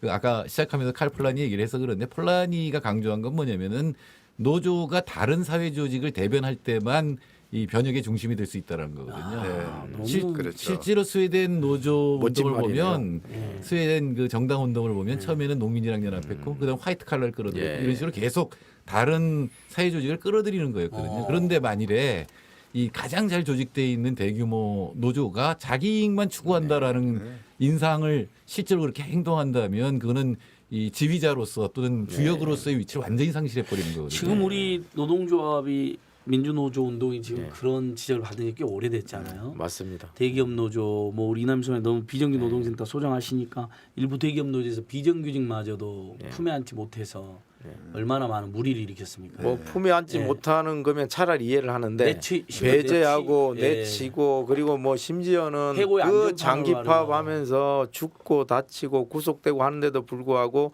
거들떠보지도 않았던 이런 사례도 소장님까지 많아요. 이렇게 평가를 하니까 예를 들면 외국 보도에 시달린 일부 국민들 입장에서는 마치 한국 경제가 어려워진 게 진짜 대기업 노조 탓이라고 이렇게 잘못 인식하는 경향도 있는데 그 지적에는 맞는 지적도 있단 말이죠. 아, 그럼요.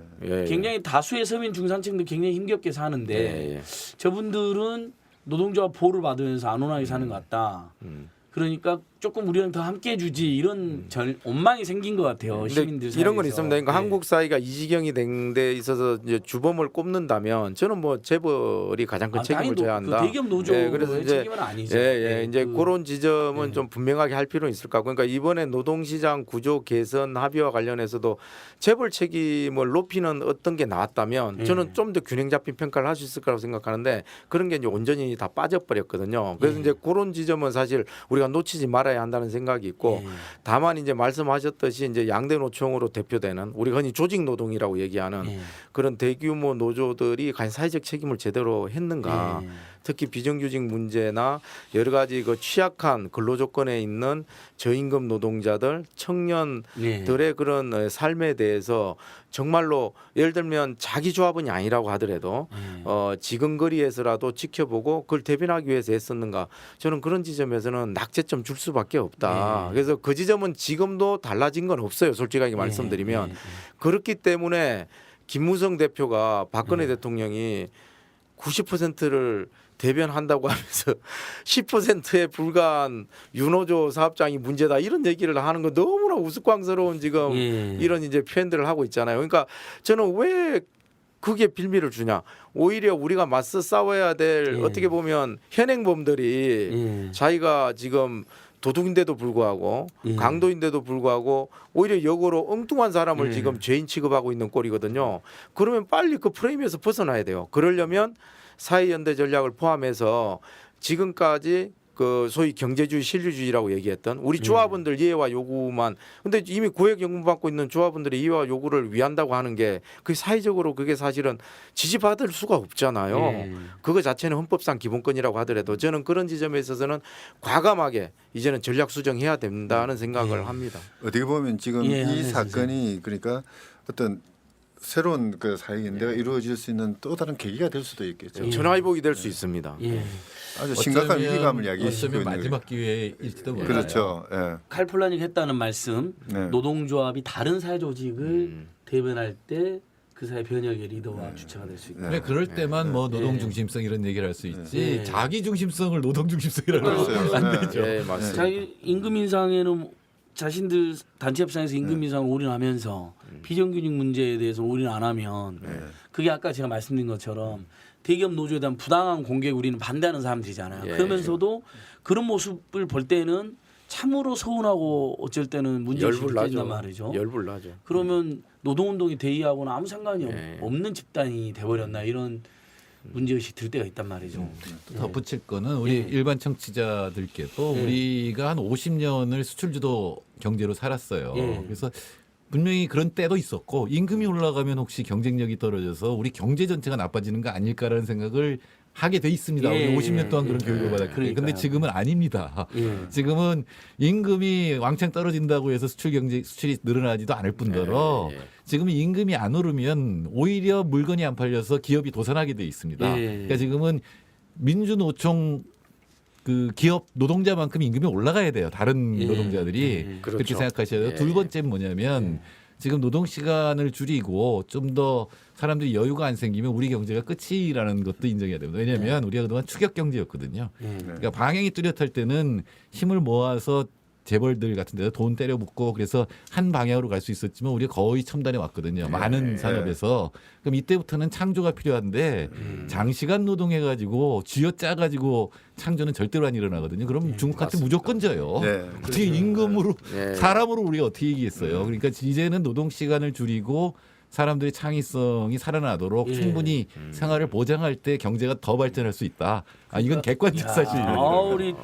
우리 칼플라니 연구소장님 역시 전성인 선생님도 최근 홍익대 경제학교 선생님 비슷한 이야기를 하고 다니시고 더 이상 재벌이나 자본에 의존하지 말아라. 이미 거기는 과잉 투자되어 있다. 불싸움 야합은 창조 경제에 반하는 합의네요. 그러니까 지금 사실은 경제 활력을 떨어뜨리니까 박근혜 반창조죠. 대통령이 대선 때 했던 얘기가 옳은 방향이에요. 근데 다 뒤집었기 때문에 제가 보기에는 임기 나머지 2년을 어떻게 채울까 걱정이 되거든요. 경제 활력이 창조되는 게 경제 활력이 죽는 거 아니에요. 전성인 선생님도 지금 그렇게 이야기하는 거거든요. 지금은 노동과 사람에 투자를 해서 이 사람들의 창의, 이 사람들의 소비, 그러니까 창의도 직장 내 창의도 늘리고 직장 밖에서는 소비도 하고 중소상공인들도 먹고 살면서 동네 돈도 쓰고 이걸로 양극화를 뚫고 그러니까. 경제 성장으로 가야 된다고 생각은 다 이렇게 많은 분들이 지금 이렇게 지원하는데 어려운 게 아닌데. 지금 박근혜 정권 정책 들어가면 양극화 더욱 심해지잖아요. 재벌 대기업이 그 최근 통계 하나는 임자 그 상호 출자 제한 집단 이른바 공정거래법상의 재벌 집단이 한 60개 되는데 계열사가 1000개에서 지금 1600으로 그 사이에 계속 지금도 오늘 이 순간도 롯데가 뭐 스테이 임대주택 사업에 뛰어들고 비빔밥 사업에 뛰어들고 이러고 있는 거거든요. CJ가 어딜 뛰어들고 앞으로 2000개, 3000개까지 늘어나고 이제 자기들 재벌 천국만 되는 거예요. 완전 재벌 천국 노동 지옥. 사실 조금 나쁘게 비유를 재벌 하자면요. 천국도 안 돼요. 네. 그건 다 망합니다. 그렇죠. 공멸이 중요한 건 공멸. 망한다는 거 아니에요. 예. 뭐 전성인 교수가 제 동기고 예. 전성인 교수는 주류 경제학하고 전 비주류 했는데 근데 둘이 요즘에- 일치하면 예. 그건 진짜 맞는 거예요. 그러니까요. 사실 그 사람 몸에서도 그 암종이라는 게 예. 자기는 계속해서 크려고 하잖아요. 네. 무한팽창하려고 그러거든요. 그러다 보면 사람 목숨은 없어지는 거죠. 그러니까요. 지금 재벌이 딱 그 모양이에요. 예. 그러니까 자기들이 발 규모를 키우는 자기 거예요. 발밑을 허물고 있거든요. 열심히. 암적인 그렇죠. 존재네요, 정말. 우리 그러니까 사회에. 노동 개혁할 게 아니라 재벌 개혁을 해야 되는데 맞아요. 엉뚱하게 노동 개혁으로 지금 박근혜 정부 이런 게 정말- 있죠. 그렇게 바위 틈에 씨앗이 떨어져 가지고 이제 풀이 나지 않습니까? 이게 나무로 자라면은 이제 이 나무가 물을 얻기 위해서 계속 바위를 파고 들어가요. 예. 그럼 바위는 나중에 깨지죠. 깨지면서 나무도 같이 죽어버려요. 예. 지금 우리 재벌이 딱 그걸로 지금 움직이고 있거든요. 예. 그리고 정부는 그걸 그냥 그대로 방치하거나 도와주고 있고. 예. 일반 정치자들한테 한번 제가 생각해 보라고 하고 싶은 건 이런 거예요. 지금 1인당 GDP 25,000달러라 그러거든요. 예. 그러면 3인 가구면은 75,000달러잖아요. 1년에. 뭐 1억이에요, 거의. 8천, 9천이에요. 그러면 얼마나 행복하겠어요. 예. 그 문제는 왜 그게 안 사람이 되느냐면 부가지는 편중돼 있고 소득이 편중돼 있는 거예요. 실제로 중위소득 그러니까 2,500만 번째를 보면은 한 1,300밖에 안 돼요. 그러니까 제일 가운데 있는 사람이 5천만을 쭉 나눠가지고 2,500만. 예. 1,300. 예, 1,300만 원. 1,300으로 어떻게 살아요? 그러니까 대부분이 그런 사람 인구가 굉장히 많다는 건데 사실은 그것만 평등하게 나눠줘도 모든 사람이 훨씬 편안해지고 삶이 그러면 이제 여러 가지 창의도 나오고 그 다음으로 나갈 수 있는 거지 절대로 이렇게 한쪽을 계속 부자로 만든다고 해서 그러면 원래 경제학 이론은 이거예요. 부자가 있으면 그걸 위해서 열심히 노력할 것이다. 정말 열심히 노력할 방법이 없는데 어디 취직해야 되는데 뭘 열심히 노력을 해요. 부자가 그다음에 떡고물도 좀 떨어뜨릴 줄 알았는데 그다음은 떡고물도 안 떨어뜨려. 사실은 삶을 포기하게 되면 그때 진짜 사회는 완전히 붕괴되는 건데 지금 바로 그 마지막 순간에 네. 다 와 있다 이런 생각이 들거든요. 진짜로 청년들한테 희망을 주려면 취직을 어디든 할 수 있고 자기 하고 싶은 일을 할 수 있다라는 그렇게 만들어야 되는 거고 그게 지금 우리 생산력으로 가능하다니까요. 조금만 더 평등하게만 이렇게 나눠줘도 그렇죠. 충분히 가능한데 그게 지금 안 되고 있다라는 거를 지금 그러니까 더 생산력을 막 발전하고 열심히 일해야지 우리가 살아나갈 수 있는 게 아니라 조금만 더 평등해져도 그게 또 살 길이다 이렇게. 예. 그러니까 재벌 대기업 체제를 기억해서 이제 우리가 계속 얘기하는 게 노동 시간 단축, 사내유보금 활용, 법인세 인상, 특히 300인 이상 민간 대기업들의 청년 고용, 할당 뭐 여러 가지 대책이 나오는데 다 거부하고 갑자기 박근혜 대통령이 지금 온 국민이 기부해서 청년을 살리자 그러는데 펀드 그걸 조성하자고. 어디에 어떻게 그런 계획도 없어요. 심지어 네. 비서관들한테 말 안 하고 갑자기 돌출적으로 이야기했다는 거예요.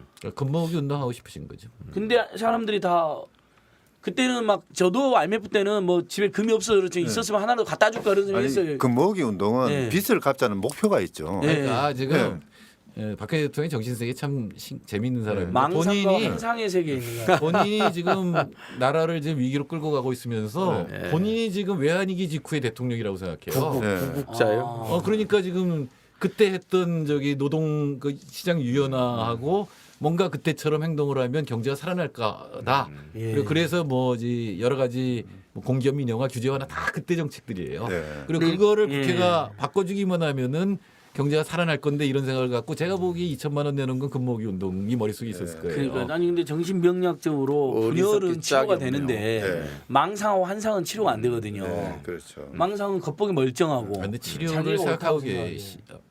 역시 참여연대는 이제 확실히 건전합니다. 아, 치료가 가능하다고 생각하고 아니 이제 그래도 우리- 대통령이 계속 망상을 하시면 안 되니까. 역시 훌륭하십니다. 그러니까 칼리포니아 연구소는 아예 치료를 포기하고 대안을 찾고 있구나. 이거는 안 된다.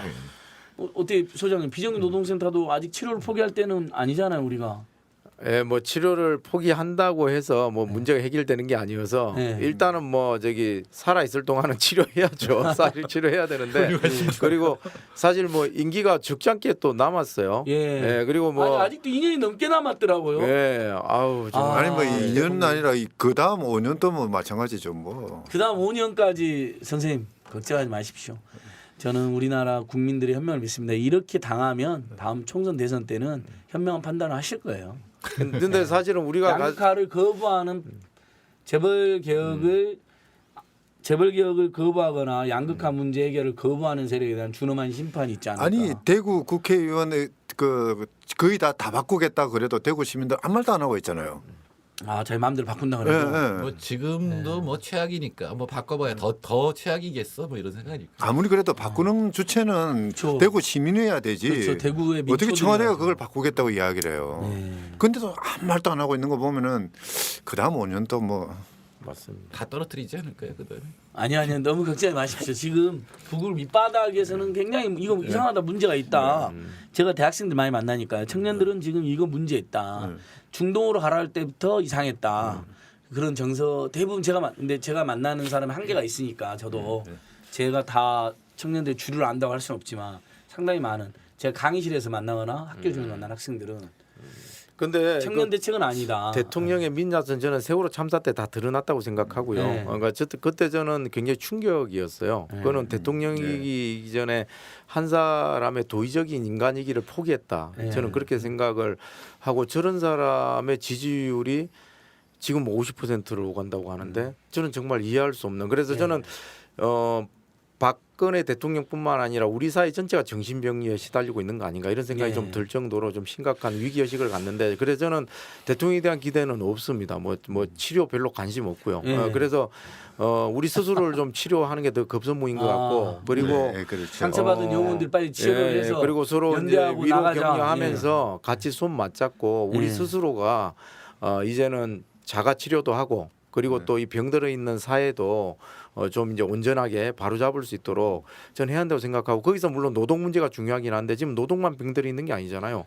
온갖 지금 뭐 생태 환경, 예. 그 뭐 인권, 뭐 정말 장애, 성소수자 병들지 않은 영역이 지금 없어서 네. 저는 이런 지점에 있어서는 어떤 측면에서는 궁하면 통한다고 지금이야말로 좀 모여야 될 때 아닌가. 네. 그리고 이제 아까 두 분 선생님 말씀하신 그런 여러 가지 우리 사회가 공동체로서 마땅히 그 중심 가치로 지향했어야 될 네. 이런 것들이 지금은 오히려 정말 절실하게 필요한 때가 아닌가. 청년들도 그런 것들을 원치 않을까. 저는 그런 생각을 하고 그런 지점에서 기성세대로서 희망을 안겨주지 못한 부분에 대해서는 정말 좀 처절한 생각이 들어요. 네. 그래서 이번에 시국농성하고 내년 내후년까지 열심히 하고 뭐 떠나야죠 이제. 그래서 어디로? 그래서 아니 뭐로 이제 홈웨버 이랜드로 복직을 하셔야죠. 우리 소장님이 아까 전에 비정규 노동센터니까 거기는 NGO니까 민주노총 소속이 아닌데 조합원이라고 말한 건 예전에 홈웨버 이랜드 해고 노동자로서 조합원 자격이 남아 있는 거예요. 제가 뭐 여러 군데 조합원 얘기는 해요. 뭐 복직하셔야죠. 희망연대 노조도 그렇고. 그러니까 복직하셔야죠. 아유 별로 저기 재벌 기업 들어가 가지고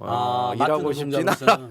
네. 홈플러스를 민주화 시켜서 이번에 네. 테스코가 손을 뗐으니까. 뭐 그건 또 다른 또 훌륭한 분들이 하실 거라고 예. 믿고. 예. 그 좀 이쪽도 예. 구호를 좀 간단히 할 필요가 예. 있는데 가령 이제 오바마가 말기에 이런 얘기하는 게 좀 아쉽긴 하지만 아 너무 멋있어요 요즘에. 국민 모두가 노조에 가입하자. 예. 아, 미국 간단하죠. 노조에 정말, 가입하라.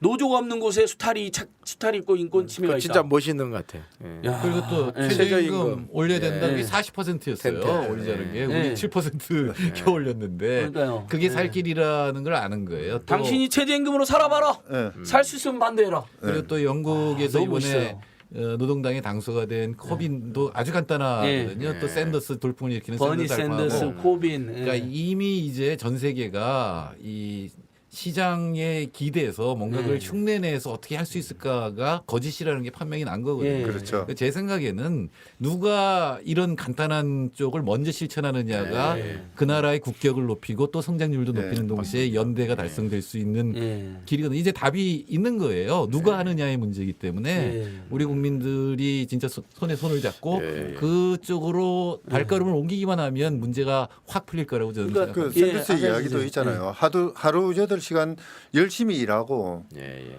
그러고도 먹고 살지 못한다면 이건 잘못된 사회죠. 예, 나라가 잘못된 예. 나라. 샌더스, 버니 샌더스. 그렇죠. 근데 아니, 우리가 그러니까 생산력이 높지 않아서 그런 게 아니에요. 옛날엔 네. 그럴 수 있어요. 뭐 저기 하루 종일 토끼 잡으러 다닐 수도 있는데 지금은 예. 충분히 그렇죠. 그것만 갖고 8시간 일하고 행복하게 살 수 있거든요. 그러니까 그리고 저는 그래야 네. 또 새로운 생태 문제도 해결할 여유가 생기고 맞습니다. 그리고 새로운 기술도 발전시킬 수 있기 때문에 그러니까 그 아주 쉬운 방법이 많이 네. 있다는 거죠. 박근혜 대통령, 김무성 대표 보면 뭐 대표적인 친미주의자들 아니에요. 완전히 가서 미국 가서 맨날 절하고 오고 대통령 맨날 만나고 싶은데 근데 지금 오바마 대통령은 최저임금 대폭 올려라, 노조 가입해라 그러는데 가입해라. 예. 그거는 그나마 좋은 건 안 배우고 맨날 엉뚱한 짓만 하고 다녀요. 지금 힐러리 클린턴 첫 번째 공약도 이익 공유주 하겠다는 거예요. 네. 앞으로 재벌 그러니까 미국의 일종의 재벌 대기업들도 이익을 공유하는 거예요. 중소기업이라든지 협력업체라든지 노동자들하고 완전히 그러니까 양극화해소에 모든 나라의 정치인들이 올인하는 거죠. 양극화해소와 그 어떤 서민 중산층을 두텁게 하는 정책을 펼치는데 근데 우리만 완전히 아마 김무성 씨는 그럴 거예요. 선거 때 무슨 말을 못해. 우리도 그랬는데 이럴 거예요. 네, 맞아요. 이번에 국민들이 이번엔 속지 마셔야 돼요. 그때 그렇게 이야기했죠. 선거 때 무슨 말을 못하냐고. 그래서 결국은 제가 이번에 이제 이런 노사장 9.13 야합 보면서 네. 제가 느낀 것은 역시 노조가 중요하다는 걸 다시 한번 절감했고요. 예, 그래도 노동조합이다. 근데 예. 노동조합의 중심 세력이 이제 바뀌어야 한다. 정말로. 그렇죠. 네. 그래서 이제 청년이나 여성이나 비정규직이 만든 노조가 중심에 선다면 정말 한국 사회를 바꾸는 견인차가 될 거예요. 예. 그래서 다 주목하고 있는 거예요. 노조가 중요하다는 건 전 새누리당도 알고 박근혜 대통령도 알고 그리고 문재인 대표 뭐 다 잘 알고 있죠. 진보 정당은 말할 것도 없고 결국은 그 노동조합 조직률을 20% 30%로 올리는 것 못지않게 중요한 것은 그 동안에 이제 소외되어 있었던 이런 이제 정말 노동인권 사각지대에 있었던 이제 노동자들이 이제 노동 상권을 자기 권리로 확보하는 그런 과정이 이제 만들어진다는 건 굉장히 감동적일 거고요. 네. 그 오바마 대통령 말을 빌리지 않더라도 저는 훨씬 미국보다 역동적인 과정 속에 될 거라는 생각을 하고 저는 사실은 그런 기대는 있어요. 내년 내후년에 정말 7, 8, 9월 노동자 대투쟁처럼 이렇게 정말 들불처럼 비정규직 노동자들의 조직화가 진전되면 얼마나 좋을까. 그리고 그런 흐름 없이는 한국 사회가 정말 정상화될 수 있을까? 저는 불가능하다. 정치가 바뀔 수 있을까? 불가능하다. 저는 결국은 아래로부터 그런 건강한 합법적인 이런 흐름들이 만들어지지 않으면 저는 사실 기대하기 대단히 쉽지 않다고 생각을 하고 이제 그런 지점에서는 대단히 다양한 저는 시도가 필요하다고 생각해요. 예를 들면 오늘 제가 두 분 선생님하고 안진걸 처장이 만나면서 되게 위로를 많이 받거든요. 그러니까 이런 저는 위로와 환대 이런 것들이 좀 더 넓어지고 그리고 정말 노동조합이 우리 사회에 하나의 희망이 되고 그리고 오히려 위로하는 주체가 되는 이렇게 좀 바뀐다면 저는 여전히 가능성은 아직 남아 있다고 생각을 해요. 네, 저는 민주노총이 선생님. 지금 총파업을 하는데 그 좋은 일이지만 총파업에서 무슨 구호를 내세우더라도 국민들이 별로 믿지 않을 거거든요. 지금으로서는 예, 근데 진심을 보이려면 이렇게 해야 돼요. 사실 그 기아차 그 통계가 발표된 걸 보면은 정규직 노조 있는 정규직의 임금은 제 2차층의 비정규직의 5배거든요. 맞습니다. 네, 딱 5배거든요. 그거를 반으로 줄이자. 그리고 그거를 위해서 만일에 기아차 노조가 앞장선다면 아마 그럴 땐 진심을 믿을 거예요. 그래서 그런 거 이 2차층의 노동자까지 대변하는 노동운동을 하면 그러면 아마 이제 믿게 될 거예요. 그러니까 거기서부터 시작해서 맞습니다. 점점 더 그 사회 연대의 폭을 넓혀가는. 맞습니다. 예. 그렇죠. 그러니까 희망연대 노조, 뭐 서울 일반 노조, 여성 노조 이분들이 완전 저소득 미조직 취약계층 노동자들을 조직하고 다니거든요. 근데 저는 노동계가 거기에 힘을 많이 싣는 듯한 느낌 못 받았어요. 제 솔직히. 항상 돈 모으죠. 예. 그러니까 이 시대의 전태일이라고 생각되거든요. 그분들이 희망연대 노조, 일반 노조, 여성 노조, 청년 유니온, 뭐 알바 노조. 근데 이분들이 지금 민주노총의 주류가 아니란 말이죠. 이분들이 주류가 돼야 될 것 같아요. 이런 흐름이. 뭐 그런 전적으로 소장님도 동의해요. 지금 그런 말씀하신 거죠. 전적으로 오히려 동의하고. 연대 정신은 청년들이 보여줘. 저는 혹시 이 청년 노동 조직들이 이 민주노총을 공격할 줄 알았거든요. 근데 오히려 감싸 나가서 연대 옷을 보여줘. 청년계들은 지금 뭐 민달팽 유니온, 청년 유니온, 알바 노조, 알바 연대, 뭐 대학 고발자 한 대는 다 해서 이번 노동개혁이 청년을 죽이는 정책이다라고 반격을 하고 있죠. 근데 이제 그 청년 대학생 단체들이 전체 청년 대학생 사이에 끼치는 영향력이라는 게 그 이제 예전 학생운동의 시대 이후에 회복이 안 되고 있는 면이 있는 거예요. 안타깝게도. 근데 그 부분부터 하고 그거는 있는데. 간단하게 바뀔 수도 있어요. 예. 아까 그 7, 8월 대투쟁을 얘기하셨지만 그때도 실제로 노조가 있는 노조 별로 없었거든요. 없었네. 네. 그렇죠. 없었죠. 순식간에 전부 네. 특히 대기업에서 이제 노조가 조직이 됐는데 예. 그런 식으로 확실히 전개될 여러 가지 조건이 돼 있기 그러니까 때문에 이남희 소장님은 사실은 밖에서 한국노총의 네. 그 변화를 위해서도 굉장히 많은 네. 노력과 대화를 제가 하셨거든요. 이번에 저 예. 최저임금위원회를 한국노총 추천으로 들어갔잖아요. 예. 예, 그래서 우리 제가 이제 민주노총 동지들하고 아주 각별하지 않습니까? 예. 그래서 굉장히 욕을 많이 얻어 먹었는데요. 의용노총이 추천한다고 해서 들어가냐 그래서 저는 당연히 들어가야 된다고 저는 마땅히 생각을 했는데 근데 어떻든 제가 들어가서 보니까 한국노총이 되게 장점도 있어요. 예. 예, 교섭이나 대중활동, 일상활동을 상당히 잘합니다. 예. 예, 이게 투쟁은 좀 취약하지만 네.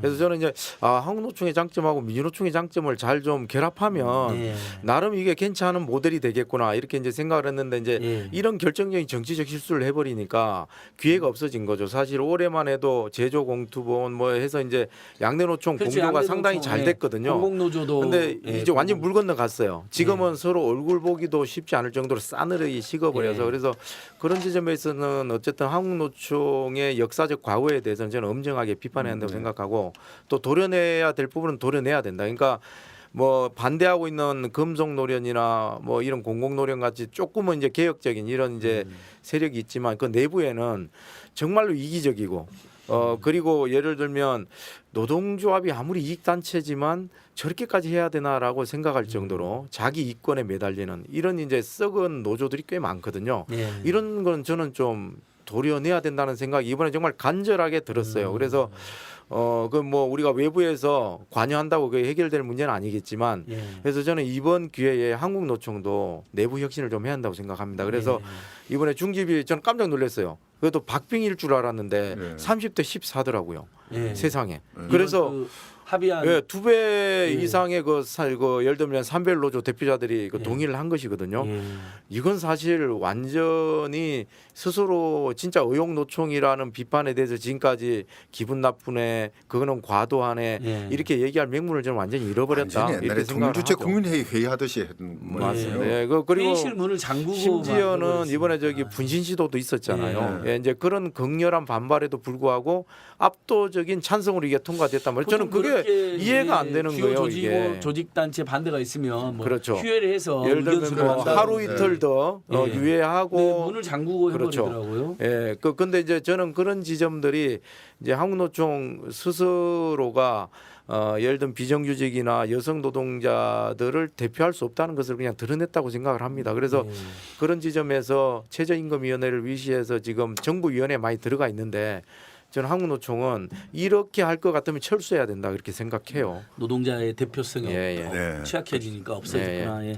뭐 아무튼 뭐 한국노총 내에도 굉장히 애쓰는 분들이 많이 있는 걸로 예. 알고 있는데 오늘은 저희들이 감히 이렇게 지적과 비판할 수밖에 없고 예. 한편으로 그러면 뭐 심사단체는 얼마 최선하냐 물으신다면 예. 저희도 노동 문제에 대한 관심과 연대는 늘리고 있지만 예. 여전히 이런 중대한 국면에서 정말 힘있게 함께 대응을 하고 있는 것인지에 대한 성찰도 함께 하고 있다. 예. 우리가 잘나서 지금 이런 방송을 하는 것은 결코 아니라는 점을 청취자들이나 또 우리 노동운동 관계자들한테도 말씀드리고 전적으로 싶습니다. 동감합니다. 같이 한번 이 위기를 어떻게 뚫을 것인가. 분명히 이렇게 가면 한국 경제가 활력을 더 잃고 더 오히려 사람이 살기 어렵고 노동자들이 살기 어려운 직장인들이 살기 어려운 황당한 곳으로 가는데 이걸 못 막고 있는 것인지에 대한 오늘 성찰의 시간이었다고 생각하거든요. 네. 예.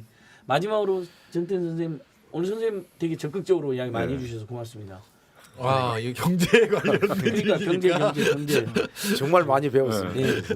아니요. 예. 지금 실제로 지금 우리나라 위기가 될 것 같고요. 예. 이제 그게 과거의 방식을 더 강화한다고 해서 위기가 극복이 되는 게 더 그러면 그럴수록 더 위기에 빠지거든요. 예. 이제는 진짜 바꿔야 되는데 그게 바꾸는 게 굉장히 어려운 얘기가 아니에요. 상식적으로 맞는 세상 쪽으로 가야 예. 우리 경제가 살아나거든요. 조금 더 사람들 사이에 평등해지는 게 상식이거든요.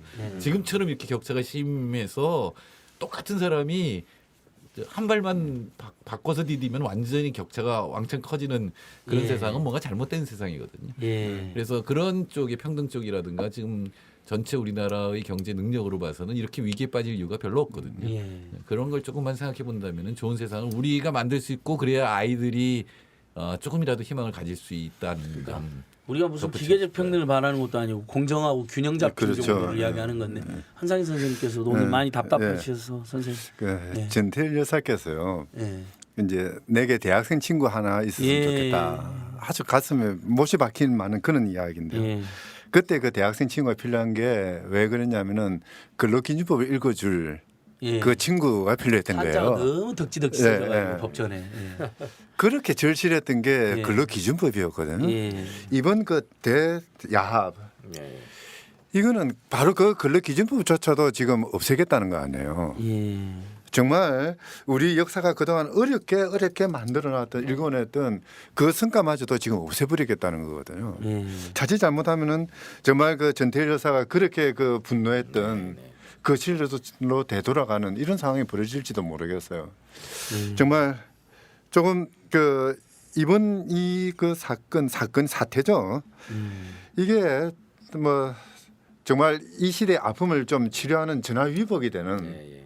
물론 이거는 정말 분노할 사건이지만 그 분노를 뭔가 그 치유로 바꿀 수 있는 그런 동력이 만들어졌으면 좋겠어요. 예. 알겠습니다. 이남 소장님도 예, 마지막 예. 말씀. 예, 저는 뭐든 했으면 좋겠습니다. 예. 촛불을 들든 1인 시위를 하든 인증샷을 하든 자기가 할 수 있는 것들을 자기가 있는 곳에서 저는 정말로 마음 모아서 했으면 좋겠고 그리고 또 광장에서 만났으면 좋겠습니다. 예. 지금 시국농성장에 많이 찾아주시면 좋겠고 그리고 이제 추석 끝나면 국민투표를 저희가 해요. 이제 장거리 살리기 운동본부가 박근혜표 노동계약과 그다음에 장거리표 노동 실질적인 진짜 노동개혁 예. 이 안을 이제 대비해서 예. 찬반을 이제 묻는 국민들이 투표를 뭐가 더 그렇죠. 그럴까 그러니까 찬반이 아니라 이제 어느 쪽을 선택하는지를 네. 묻는 투표를 하게 되는데 투표가 목적이라기보다는 실제로 이제 박근혜 정부의 노동계약 안에 대해서 심판하는 이런 이제 실천 행동으로 좀 하려고 합니다. 그래서 그런 부분에도 적극적으로 참여해 주시고 저희가 전국에 1만 개의 투표소를 좀 만들 작정을 하고 있어요. 예. 그래서 제대로 된 심판을 좀 하자 아래로부터.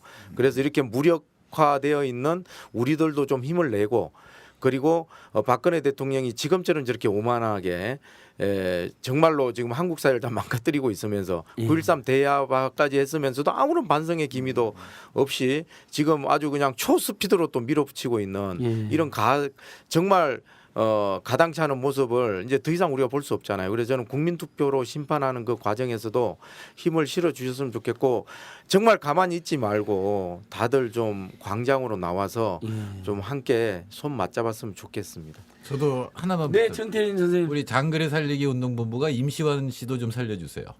뭔지 몰라가지고 그냥 임시완 씨요. 이 광고에 나갔는데 미생의 임시완. 좀 변명을 할 그 발언권을 알겠습니다. 한번 노동부가 주시면 막 알겠습니다. 돈 엄청 뿌렸고 기사를 사고 광고를 사고 심지어는 연예인들의 멘트까지 산다는 그 거예요. 윤태호 작가께서는 장거리 살기 운동본부 그 이제 캐리커처 쓸 수 있게 해 주셨거든요. 그러니까 윤태호 네, 작가와 거기 PD가 있을 그러니까요. 테니까 그래서 네. 이제 임시완 씨가 그 얘기는 내가 잘못 모르고 네. 지금 광고에 나간 거다. 그러니까 한마디 하면 아마 잘 모르고 나가시고 아니 물론 그런 거죠. 그러니까 한마디 하면 아마 이 장그래를 네. 두 번 죽이는 맞습니다. 건데 장그래 주인공이 그걸 하고 하니까 그 임시완 구하기. 알겠습니다. 임시완부터 살리죠. 뭐. 임시완 배우 임시완을 구하자. 예, 좋습니다. 예, 오늘 한상희 선생님, 정태인 선생님 고생 많으셨고요. 우리 이남민 소장님 정말 꿋꿋하게 우리 비정규직 문제 해결을 위해서 노동이 이렇게 계약되고 죽지 않도록 정말 살림의 운동, 진짜 살리기 위해서 운동하시는 거는 너무 감사합니다. 저희 시민사단체도 참여인데도 좀 더 논의하고 좀 더 비상하게 대응할 수 있도록 더 많이 고민해 보겠습니다. 여러분 오늘은 이렇게 마치도록 하겠습니다. 다음 주에 또 뵙겠습니다. 안녕히 계십시오. 수고들 하셨습니다. 네, 수고하셨습니다.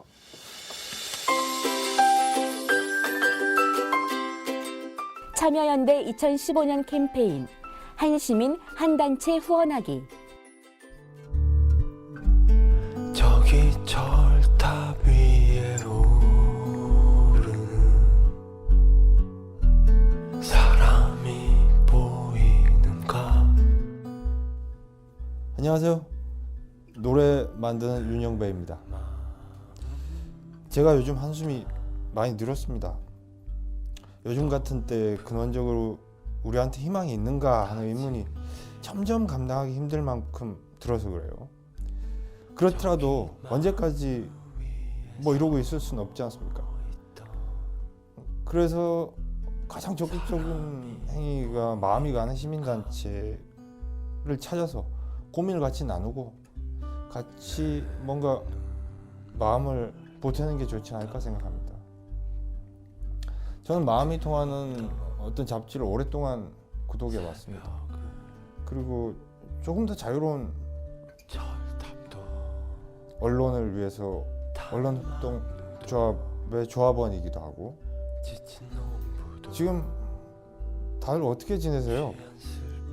우리가 각자의 자리에서 더 나은 세상을 만들기 위해 할 수 있는 2015년 함께 행동하고 싶은 단체에 후원하는 것부터 시작해보는 것은 어떨까요? 환하게 넓게 정의롭게 더 나은 세상을 향한 행복한 참여, 따뜻한 연대. 2015년 참여연대가 여러분과 함께하겠습니다.